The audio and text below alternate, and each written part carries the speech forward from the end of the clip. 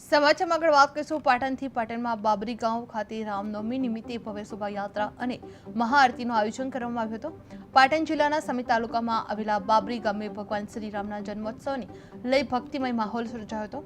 શોભાયાત્રા દરમિયાન જય શ્રી રામના નારાઓ ગુંજતા નારાઓ સાથે સમગ્ર ગામ ભક્તિમય બની ગયું હતું।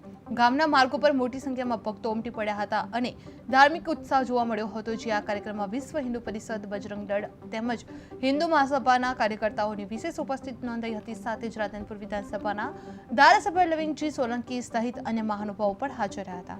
આ કાર્યક્રમનું આયોજન દેવરાજભાઈ ઠાકોર દ્વારા સુચારુ રીતે કરવામાં આવ્યું હતું। અંતે મહાઆરતી અને પ્રસાદ વિતરણ સાથે કાર્યક્રમ પૂર્ણ થયો હતો। જે આ ભવ્ય ઉજવણીમાં બાબરી તથા આજુબાજુના વિસ્તારોમાંથી મોટી સંખ્યામાં ભાવિક ભક્તો ઉપસ્થિત રહેલા જોવા મળી રહ્યા હતા। खूब આજે આનંદ ને ખુશીની વાત એ છે કે આજે સમી તાલુકાના બાબરી ગામે રામચંદ્ર ભગવાનની જે શોભાયાત્રાની શરૂઆત આજે બાબરી મુકામેથી શોભાયાત્રાની શરૂઆત કરી છે।